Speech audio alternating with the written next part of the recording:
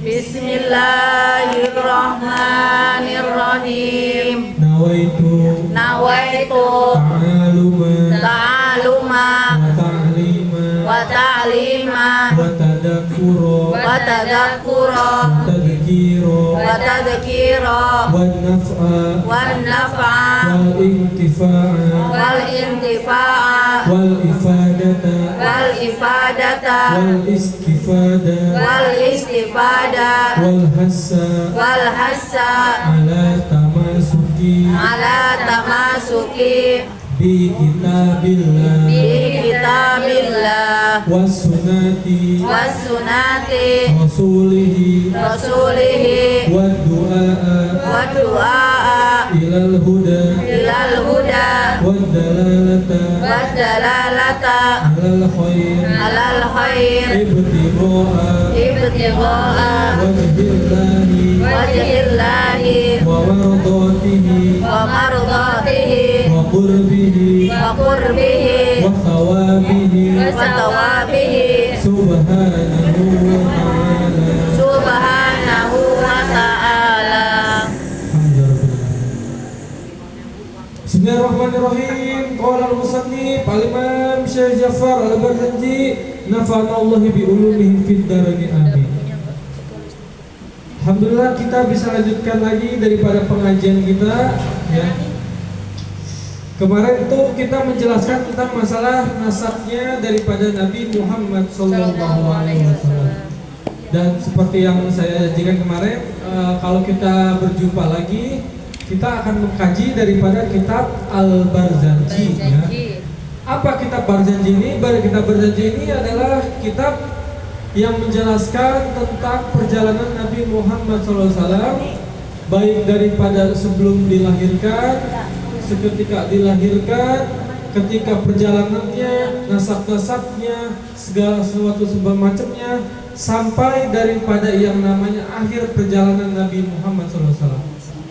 Dan ini juga ya menyambut daripada yang namanya kita bakal memasuki daripada bulan Safar, bulan Rojab, bukan bulan Rojab, bulan Maulid ya, Maulid. Sekarang ini kan masih bulan Safar sekarang ya? Ya, Safar. Bulan Safar bulan apa? Bulan Maulid ya. Jadi menyambut daripada Maulid juga. Jadi kita akan mengkaji daripada yang namanya Maulid atau perjalanannya Nabi Muhammad SAW.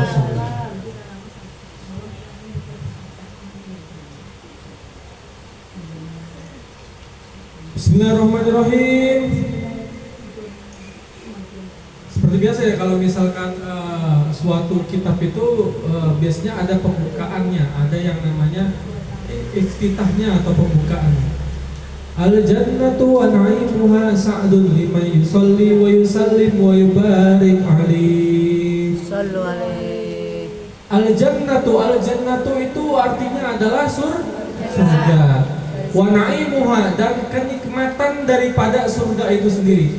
Sa'dun liman yusalli wa yusallim wa yubarik alaih, yakni surga dan isi surga dan segala sesuatu yang berkaitan dengan surga itu sangat bahagia, sangat mencintai, sangat merindukan siapa? Liman yusalli wa yusallim wa yubarik alaih.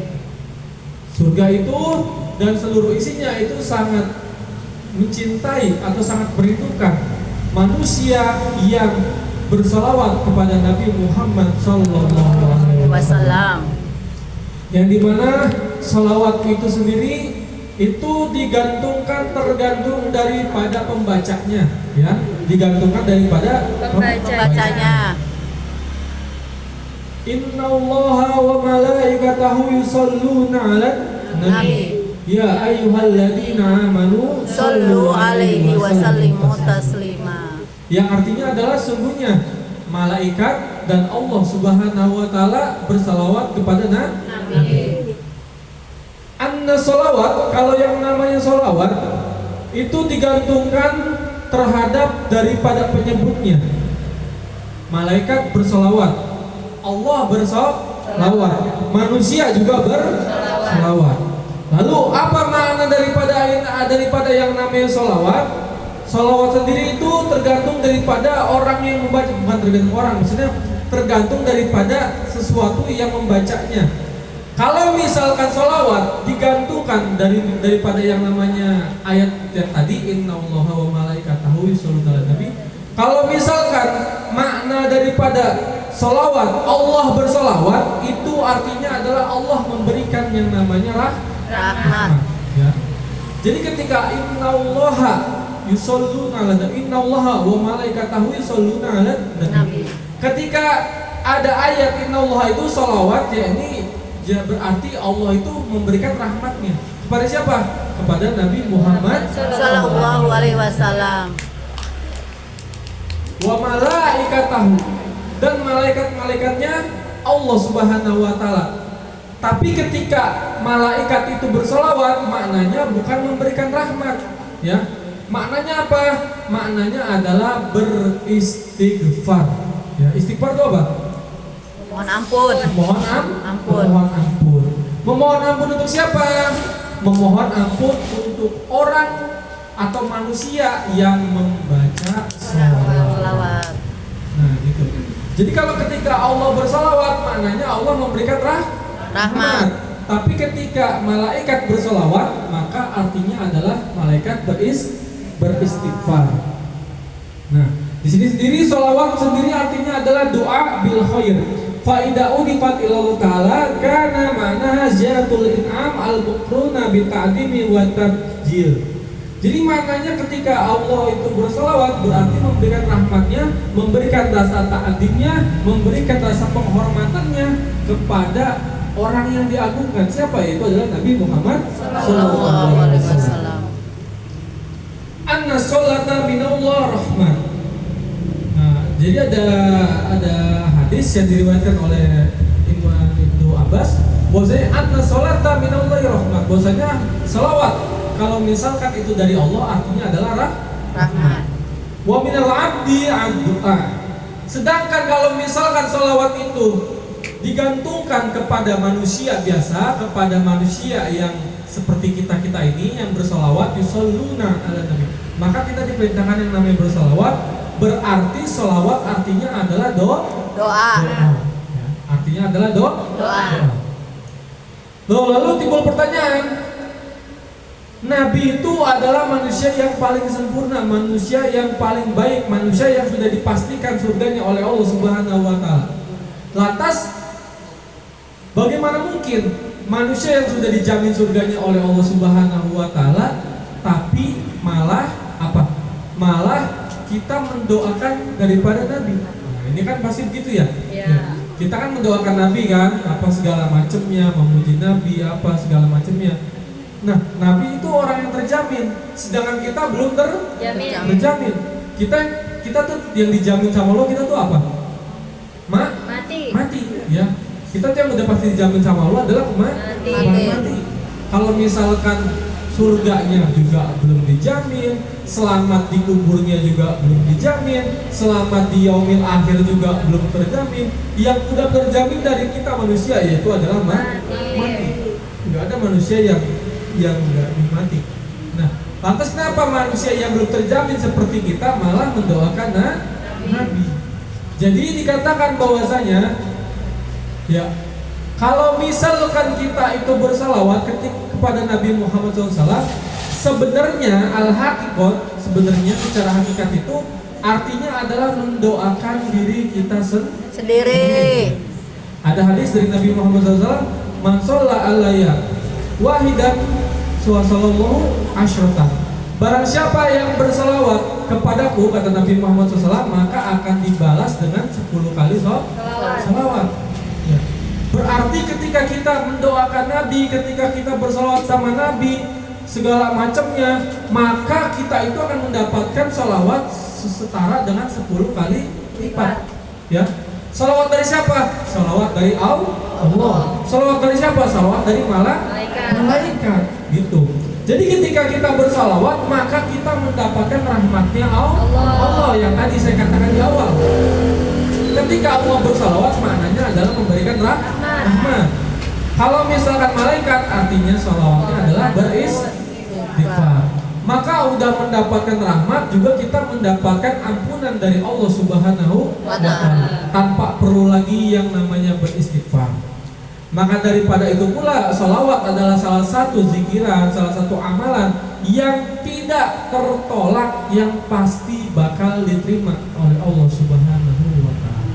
Maka daripada itu pula, perbanyaklah daripada membaca sholawat, senantiasa khususnya untuk diri kita sendiri, dan senantiasa agar kita itu bisa mendapatkan daripada yang namanya syafaat dari Nabi Muhammad SAW. Bismillahirrahmanirrahim, dengan menyebut nama Allah Subhanahu wa Ta'ala yang Maha Pengasih dan Maha Penyayang. Abtadi'ul imla'i bi'ismi zatil aliyah mutaddiran qaidul barakatil ala ma ana lahu wa aula. Abtadi itu artinya adalah memulai. Ketika kita seingin melakukan segala sesuatu, maka selalulah dimulai dengan sesuatu yang baik, ya. Dengan apa? Wa ibtida'ul bil hamdalah, wa ibtida'ul bil basmalah, wa ibtida'ul bizati bi ismi zatillah, segala macamnya. Ketika kita ingin melakukan segala sesuatu, maka dahulukanlah sesuatu itu dengan apa? Dengan menyebut sesuatu yang baik. Makanya kebanyakan orang ketika ingin memulai sesuatu itu bisa dimulai dengan membaca hamdalah, dimulai dengan membaca bismillah, dimulai dengan menyebut nama Allah Subhanahu wa Ta'ala, atau dengan segala sesuatu yang baik. Di sini musannif mengatakan abada wal imla, ya. Aku memulai al-imla. Imla itu artinya adalah mengarang, ya. Mengarang atau membuat daripada yang namanya kitab ini, maksudnya bi'ismi zatil aliyah, dengan nama zat yang paling agung, zat yang paling tinggi, yang maha tinggi. Siapa zat yang maha tinggi? Allah. Zat yang maha tinggi adalah Allah Subhanahu wa Ta'ala. Mustadiron qaidal barakah, yang dimana dimaksudkan al-mustadiron. Mustadiron itu artinya adalah mengharapkan, ar-rujuk, ya. Jadi ketika musannif mengarang daripada kitab Barzanji ini, itu musannif menyebut nama Allah yang dimaksudkan untuk mendapatkan daripada barokahnya atau keberkahannya. Alama anallahu wa Allah, yang mudah-mudahan keberkahannya ini dilimpahkan dengan sebaik-baiknya keberkahan, ya, dengan sesuatu yang tiada ada habisnya. Wa usaniya bihamdin mawariduhu sa'idatun haniyah, ya. Utani usani itu artinya adalah asana itu artinya adalah pujian, ya, puji-pujian dengan pujian yang sangat baik. Bihamdin, ya, dengan pujian lagi, udah memuji ditambah pujian lagi. Ini kalau misalkan di dalam ilmu nahwu itu adalah litaukidul lafzi, ya, dengan kalimat pujian ditambah kalimat pujian lagi, ya. Jadi musannif ini mengatakan bahwasanya dengan pujian, segala satu pujiannya itu dalam memanjatkan pujian, mawariduhu sayyidun haniyah, yang dimana pujiannya itu yang sifatnya itu adalah mudawwam, sifatnya adalah tetap, atau sifatnya itu sayyidun haniyah. Sayyidun haniyah itu artinya adalah sesuatu yang tiada ada habisnya, ya, yang nggak bakal ada habisnya. Sama kayak misalkan air laut, ya, yang kalau misalkan air laut itu kalau misalkan dikuras itu nggak bakal bisa ada habis-habisnya, ya sampai. Jadi sama seperti yang namanya pujian kepada Allah Subhanahu wa Ta'ala. Kita tuh kalau misalkan memuji Allah Subhanahu wa Ta'ala itu nggak bakal ada habisnya. Kenapa? Karena sifatnya Allah yang sangat unlimited, yang sangat tidak terbatas, yang bahkan mulut kita itu tidak akan mampu bisa memberikan pujian yang layak, benar-benar layak, sehingga bisa menutupi daripada kesempurnaannya Allah Subhanahu wa Ta'ala. Mumtatian minasyukril jamilil matoya, ya. Mumtatian itu adalah dengan mengharapkan atau dengan mempersembahkan rasa syukur sedalam-dalamnya, al-jamilil matoya, ya. Yang sedalam-dalamnya, yang sebagus-bagusnya rasa syukur, matoyahu, yang diberikan, yang telah diberikan. Wa usallimu ala nuril mausufi bil taqaddumi wal awwaliyah, ya. Dan juga tidak lupa ketika kita membawa atau menyebut nama Allah Subhanahu wa Ta'ala, kita juga seraya mengucapkan yang namanya sholawat kepada dan salam kepada ala nuril mausufi. Ala nuril mausufi. Nur itu artinya apa? Cahaya. Cahaya. Al mausuf. Mausuf itu adalah yang memiliki sifat bitaqaddumi wal awaliyah, yaitu bersolawat dan salam kepada cahaya atau kepada nur yang cahayanya ini mausufu bitaqaddumi ma awaliyah, yang mana cahayanya ini adalah cahaya yang pertama kali diciptakan oleh Allah Subhanahu wa taala. Siapa? Yaitu adalah nurnya Nabi Muhammad Shallallahu Alaihi Wasallam. Jadi cahaya atau sesuatu yang diciptakan dari Allah, yang diciptakan oleh Allah Subhanahu wa taala, yang paling awal dari muasal segala macam, bahkan sebelum penciptaannya bumi, penciptaan kita segala macamnya, itu ditunjukkan kepada yang namanya nurnya Nabi Muhammad sallallahu alaihi wasallam. Yang mana nurnya ini apa? Al-muntaqili fil ghuraril karimati wal jibal. Muntakil itu adalah intikal. Artinya adalah sesuatu yang berpindah-pindah, ya, berpindah-pindah. Fil ghurari itu dari jisim-jisim atau dari fisik-fisik, ya. Yang al-karimah yang sangat dimuliakan, yang terhormat, wal jibahu yang dimana fisik-fisik ini atau jasad-jasad ini itu adalah jasad-jasadnya orang-orang yang terkenal, orang-orang yang terkemuka, orang-orang yang menjadi tokoh pada masanya.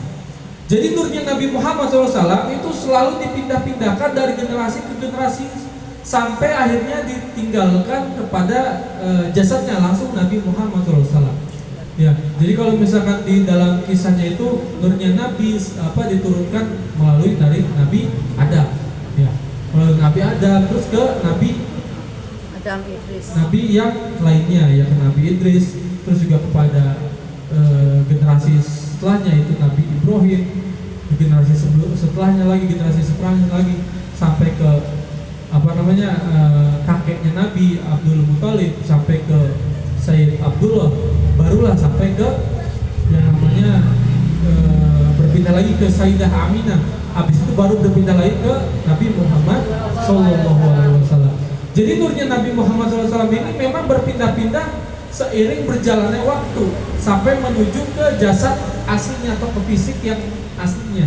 Jadi ketika seseorang itu ditempel oleh nurnya Nabi Muhammad SAW, maka orang tersebut itu menjadi yang namanya mulia, menjadi manusia yang diagungkan oleh Allah Subhanahu wa taala. Gak peduli dia itu orang yang seperti apa segala macamnya.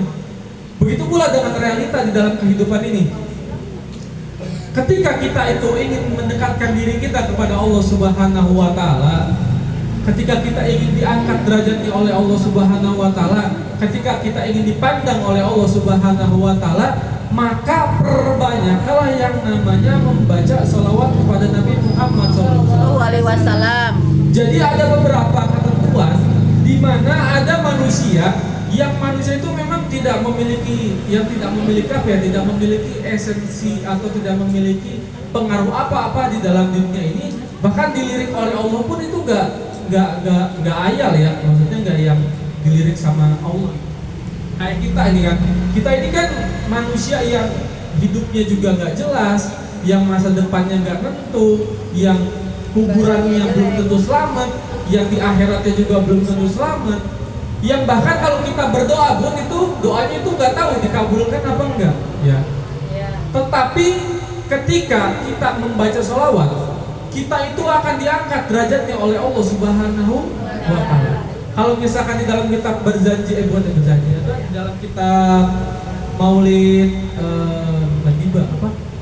satunya Simtuduror itu dikatakan, saya lupa kalimatnya gimana. Pokoknya beliau itu Al-Habib Ali Al-Habsyi bin Muhammad Al-Habsyi itu mengatakan bahwasanya aku ini tidak ada apa-apanya dibandingkan yang namanya membaca sholawat, dan aku itu tidak menjadi mulia, ya, dan aku ini tidak menjadikan mulia sebab aku ini tidak menjadikan diri aku ini mulia, bukanlah karena aku ini adalah orang yang mulia, tetapi ketika aku mengucapkan sholawat, ketika aku yang namanya bersalawat kepada Nabi Muhammad SAW, maka sholawat itulah yang membuat aku itu menjadi mulia.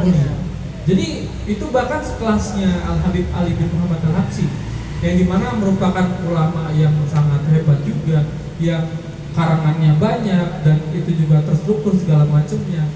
Itu tidak masih merendahkan diri ya, masih merendahkan dirinya. Terus wa astamnihu Allah ta'ala ridwana yahussul idratan tahirata at-nabawiyah.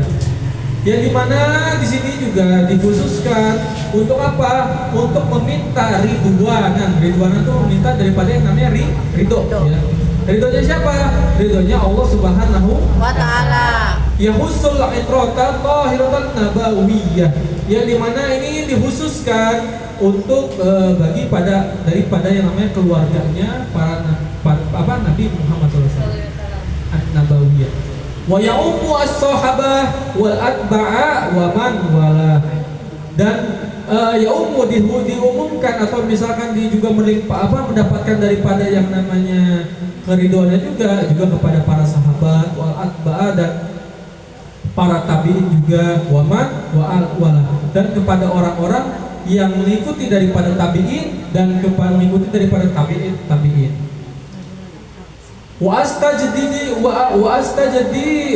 astajdihi hidayatan lisuluki subulil wadihatil jaliyah. Dan di sini juga musannif mengatakan bahwasanya meminta daripada yang namanya apa? Meminta hidayatan, yaitu adalah meminta hidayah. Lisuluki subul, untuk biar apa? Biar bisa mendapatkan daripada yang namanya suatu jalan yang jelas, suatu toriko, suatu penilaian, suatu gambaran yang jelas, di mana yang dimaksudkan itu gambarannya itu biar terhindar daripada yang namanya kesesatan yang ada. Wahibdun minal ghawayati fi hitatil khoto'i wa khoto'. Nah, dan juga meminta apa? Meminta hibdun itu adalah penjagaan dan perlindungan agar apa? Ghawayati fil hitatil khoto', agar tidak melakukan daripada yang namanya kesalahan-kesalahan, terhindar daripada kejelekan-kejelekan, dan takutnya dikhawatirkan daripada penciptaan atau pengarangan kitab ini itu banyak kesesatan yang ada. Wa ansyuru min qisatil maulidin nabawi burudan hisanan aqbariyah. Dan di sini juga yang namanya musannif juga menjelaskan bahwasanya dalam kitab ini itu akan menjelaskan tentang kisah-kisah maulidnya atau kisah-kisah kehidupannya daripada Nabi Muhammad SAW yang sangat indah, yang sangat baik, yang bisa memberikan inspirasi kepada kita semuanya. Nadiman minan nasabis sarifi iqdan tuhalal masami'u bihula. Yang dimana dijelaskan juga tentang nasab-nasabnya asyarif yang mulia, yang berkaitan dengan daripada kisah-kisah itu tuhal musami bibulan. Di mana mudah-mudahan orang yang mengkaji daripada kitab ini, yang mendengarkan daripada maulid ini, itu bisa mendengarkan daripada, merasakan daripada kisah dari perjalanan Nabi Muhammad SAW. Wa asta'inu bihaulillahi ta'ala wa quwwatihil qawiyyah. Dan juga di sini musannif meminta agar apa? Meminta pertolongan bihaulillahi ta'ala wa quwwatihi al-qawiyyah. Meminta daripada haulnya Allah Subhanahu wa taala dan kekuatannya daripada Allah Subhanahu wa taala. Biasanya kalau misalkan ada ini ya, la haula wala quwwata illa billahil aliyyil azim. Artinya apa la haula wala quwwata illa billahil azim? Ya ada daya dan upaya atas kekuatan Allah, atas dasar izin Allah. La haula wala quwwata. La haula, tidak ada daya atau tidak ada upaya. La haula itu adalah suatu kekuatan yang dimana kekuatannya itu maknanya adalah al-quwwatu litariqul ma'asi. Jadi kalau misalkan ada kan adalah haula, ada quwwata. Kalau haula artinya kita itu meminta agar kita itu diberikan kekuatan agar dijauhkan dari perbuatan kemaksiatan atau perbuatan-perbuatan yang tidak disukai oleh Allah Subhanahu wa taala. Sedangkan la haula wala quwata itu adalah artinya agar kita diberikan kekuatan agar kuat menjalankan daripada hal-hal yang dicintai oleh Allah Subhanahu wa taala. Makanya ketika kita itu mendapatkan sesuatu yang sifatnya itu di luar daripada kapabilitas kita sebagai manusia, seumpama kita diuji dengan sesuatu yang kita nggak bisa kira atau nggak bisa kita nggak bisa kita jalani, itu dianjurkan membaca yang namanya la haula wala quwata illa billah.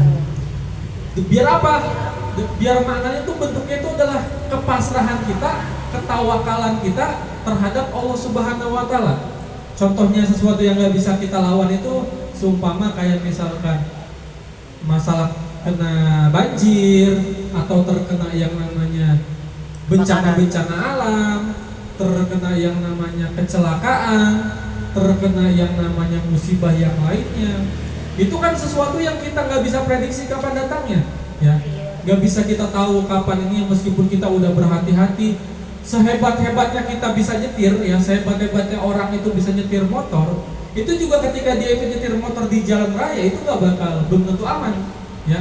Bisa aja ketabrak sama orang lain, bisa aja dia itu tiba-tiba kesandung sama apa segala macemnya. Itu saya tuh waktu ada sebulan yang lalu itu melihat orang itu kecelakaan di depan mata saya.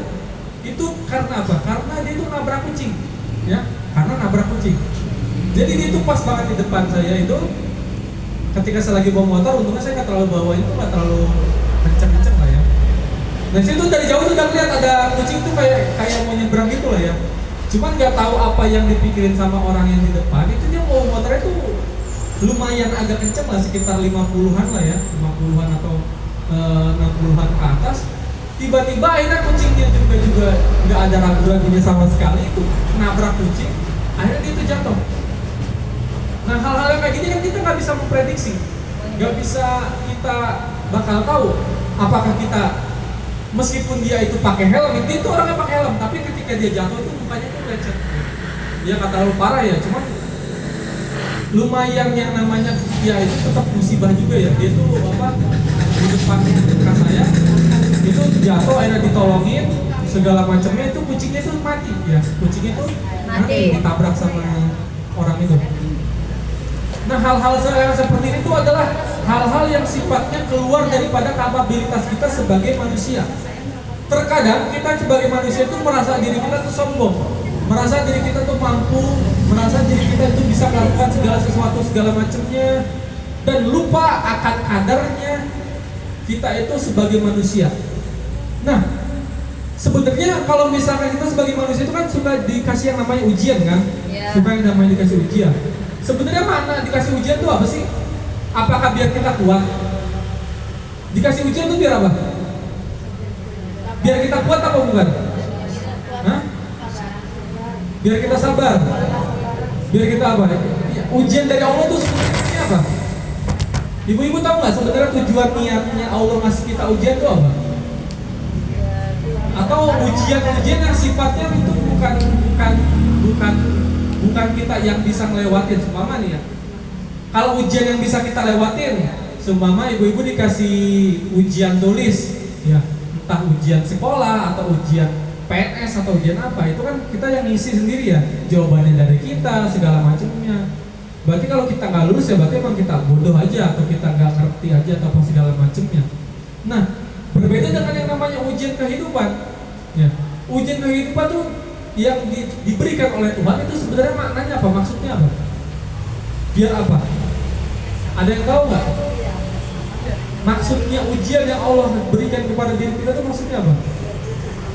Nah, biar ingat sama Allah benar. Ya, ada yang lain. Biar tambah nikmat. Biar apa? biar menguji kesabaran. Banyak gak orang diuji sama Allah tapi gak sabar? Banyak. Hah? Banyak. Kalau misalkan semuanya sabar, gak ada yang perceraian, gak ada orang bunuh diri, gak ada orang jadi gila, gak ada orang yang apa segala macamnya. Biasanya gitu ya, kalau kita lagi diuji sama Allah kan biasanya diomongin apa? Yang sabar ya, atau yang kuat ya, yang apa segala macamnya. Sebenarnya itu tujuannya bukan seperti itu. Sebenarnya tujuan Allah memberikan kita ujian semata-mata biar kita itu sadar bahwasanya kita itu lemah. Innal insana khuliqa dhaifan. Bahwasanya manusia itu diciptakan sebagai makhluk yang lemah. Nggak punya daya apa-apa, nggak punya kekuatan apa-apa. Tapi kan ibu-ibu di sini kan merasanya kan, wah, saya kuat karena saya makan. Wah, saya kuat karena saya sehat. Wah, saya bisa ini karena saya seolah-olah merasa dirinya itu adalah bisa sendiri. Merasa bahwasanya apa-apa yang terjadi di dia ini karena atas kehendaknya sendiri. Tapi melupakan apa? Melupakan bahwasanya segala sesuatunya itu atas izin dan karunia-Nya Allah Subhanahu wa Ta'ala. Ini yang membuat kita tuh lupa dan lalai akan apa? Akan diri kita sama Allah Subhanahu wa Ta'ala. Jadi yang namanya angan-angan, yang namanya pemikiran duniawi, angan-angan tuh pemikiran-pemikiran kita tentang masalah duniawi ya, itu dibagi menjadi 3 bagian bagi orang yang pelakunya. Yang pertama al-awal, yakni angan-angan yang dibagikan kepada para nabi dan orang-orang yang soleh. Ya. Jadi para nabi juga punya angan-angan. Para nabi, para orang-orang soleh itu memiliki yang namanya angan-angan. Tetapi, mohon maaf, salah. Para nabi dan para orang-orang yang wali apa segala macamnya itu tidak memiliki angan-angan sama sekali tentang masalah dunia. Kenapa?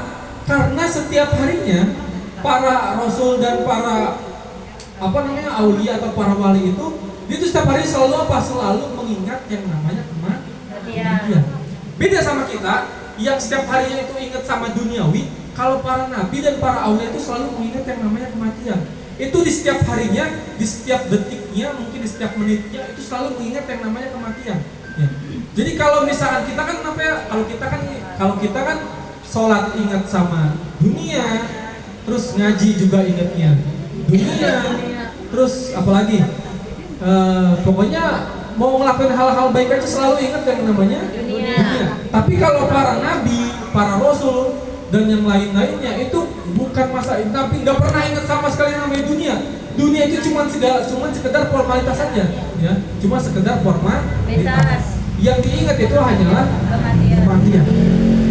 Dan yang kedua adalah angan-angannya orang yang soleh.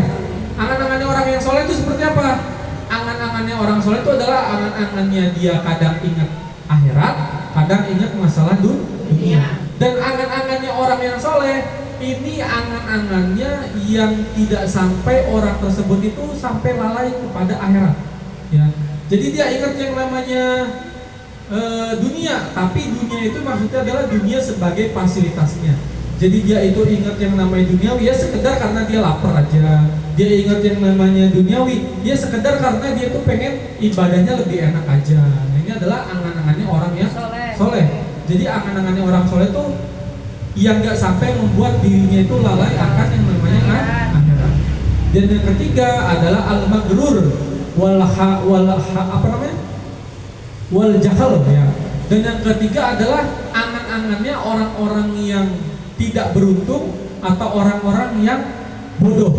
Apa angan-angannya orang-orang yang bodoh dan orang-orang yang tidak beruntung? Yakni adalah angan-angan yang sampai dia tuh angan-angannya itu sampai lupa dengan yang namanya akhirat, ya. Lupa dengan yang namanya Allah, lupa akan yang namanya ibadah, lupa akan yang namanya surga, neraka, lupa akan yang namanya hari kiamat segala macamnya. Itu adalah angan-angannya orang yang jahil atau orang-orang yang memang tidak diberuntungkan. Nah, seperti itu. Jadi jangan sampai diri kita itu lupa ya sama yang namanya diri kita sama yang namanya Allah Subhanahu Wa Taala, hakikatnya diri kita segala macamnya. Karena mohon maaf ya ibu-ibu, normalnya mohon maaf, normalnya tuh orang akan mendapatkan ilmu, ya, orang akan mendapatkan ilmu kalau dia itu pergi ke majelis Talim. Itu normalnya, ya. Tapi berapa banyak orang yang pergi ke majelis taklim tapi dia pulang tanpa dalam keadaan membawa ilmu, ya, tanpa dalam keadaan membawa ilmu.